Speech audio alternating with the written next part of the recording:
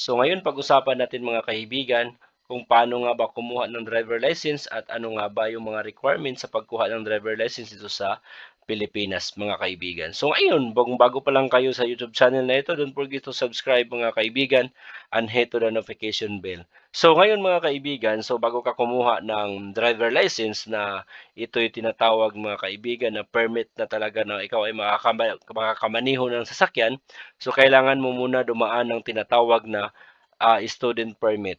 So, yung student permit mga kaibigan, ito yung mga requirements para makakuha ka ng student permit ay 1 TDC certificate. Number 1, TDC certificate. So, kailangan na ikaw ay pumunta doon sa driving school ng accredited ng LTO para makakuha ka ng certification mula sa driving school na yan at yan ay tinatawag na certificate, TDC certificate.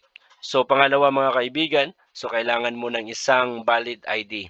So, sa pag-apply ng driver license, kailangan mo ng isang valid ID. So, voter certificate at ano yung mga government issued ID mga kaibigan, yan ay sapat na po para kumuha ng driver license dito sa LTO. So, birth certificate. So, kailangan mo talaga ng birth certificate na PSA. So before NSO, ngayon PSA, kailangan mo talaga yung original copy na yan mga kaibigan.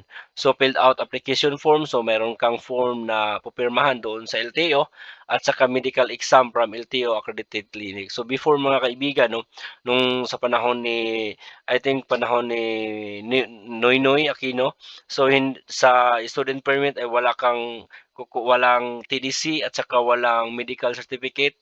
Punta ka lang doon sa LTO, mag-apply ka ng driver license na student permit mga kaibigan. So madali lang makuha. So ngayon, mayroon ng TDC, kailangan yun 15 hours mga kaibigan na tinatawag na driving course. So yung iba, mayroon daw nagsasabi na pwede lang daw mabayaran itong driving school na yan mga kaibigan. So pangatlong step mga kaibigan, no, na pagkuha ng driver license na para yung dati na pag-usapan natin, yan po ay student permit. So mag-apply ka na at makukuha mo lang yan mga kaibigan as long as tapos ka na sa mayroon ka ng TDC certificate. So in the same day makukuha mo yung student permit na yan. So mayroong dalawang driver license po dito mga kaibigan na tinatawag na non-professional at saka professional driver license. So ano bang kaibahan ng non-professional at saka professional driver license? Yan po ay isi-share ko din sa inyo ngayon sa video na ito. So ang non-professional driver license mga kaibigan, ito yung mga driver, ito yung lisensya na sarili mo lang sasakyan ng pwede mong ma-drivean. So pwede ka din makaka-drive ng ibang mga sasakyan, yung ano lang talaga, yung private na sasakyan lang talaga, at hindi ka rin makaka-drive mga kaibigan ng mga sasakyan na nakapangalan po sa mga company. Ibig sabihin nito na talagang private na sasakyan lang talaga yung dadrivean mo, at yung hindi po talaga na ikaw ay nagtatrabaho bilang isang driver mga kaibigan. So, yan po yung non-professional driver license. At itong itong professional na naman mga kaibigan, ito yung lisensya na makaka-drive ka ng kahit anong sasakyan, public utility vehicle man yan, or mga private utility vehicle, so pwede ka makaka-drive. So, ibig sabihin nun, pwede ka makaka-drive ng mga sasakyan na yellow plate, or mga sasakyan na mapasada, kagaya ng van, na pagkagaya ng mga taxi, or kagaya ng mga tricycle na napapasada mga kaibigan. So yan po yung kaibahan ng non-pro at saka professional driver license. So step 5 mga kaibigan, sa pag-apply mo ng professional driver license at non-pro, pagkatapos ng paghintay mo, dahil itong tinatawag na student permit mga kaibigan.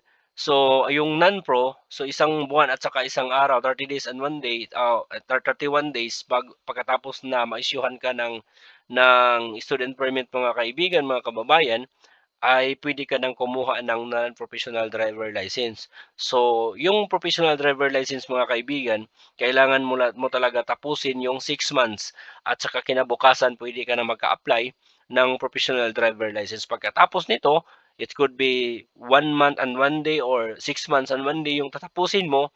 So ito yung mga kailangan mo mga kaibigan para makakuha ka ng LTO sa LTO ng ito yun na talaga yung driver license na yun. Kahit professional man or non-professional. Once you're ready to upgrade your license, go back to LTO and take the written exam. So merong tinatawag doon na written exam doon mga kaibigan. So ngayon, wala nang written exam po ngayon dahil digitalize na lahat. So nasa ano na talaga, nasa screen na lang, nasa monitor na lang, o nasa mga tab na lang doon sa LTO at doon ka mag-exam mga kaibigan. So this test is about road sign, basic driving rules and road safety. So maraming mga leak, maraming mga tinatawag nito na mga reviewer doon sa LTO, sa YouTube na nakapost ng mga ibang mga YouTuber at mayroong mga reviewer mga kaibigan na nandyan sa Google.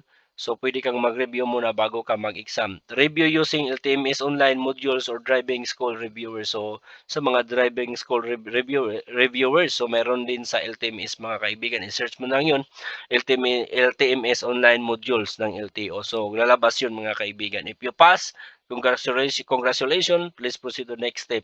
So if not, pwede kang mag-retake. So maganda dito kaysa before, dahil pumabagsak ka ngayon mga kaibigan, kailangan mo pang mag-antay ng 30 days. Before, kailangan mo talaga mag-antay ng 30 days para makapag-retake. So ngayon, pag bumagsak ka, pwede kang mag-retake ulit mga kaibigan kagad. So yan, pag pumasa ka, then proceed to the next step. Next step na po tayo, na pumunta ka na doon, nandyan ka na sa LTO bago ka isyuhan ng driver license mga kaibigan. So tingnan muna nila kung marunong ka ba talagang mag-drive yung actual. Kasi yung kanina mga kaibigan, doon yun sa school, doon yun sa driving school. So ngayon, so pag mayroon ka ng driver license na student at saka pumasa ka na ng written exam mga kaibigan at tapos na yung 60 days or 1 month sa iyong student. So pagpunta mo doon sa LTO, pag kumuha ka ng driver license talaga yun na talaga yung professional driver license or non-pro. So tingnan nila kung yung pag-steering control mo. So pag backing ng sasakyan, paatras, paliko, so turning, parking, pag-park, observing the road sign. So merong mga sign doon mga kaibigan, meron talagang LTO na mag-assist sa iyo. Tapos overall safety habits. So overall safety habits mga kaibigan, yan din po ay titest mo na doon sa LTO. So merong nagsabi pwede na mabayaran at hindi ko alam yun.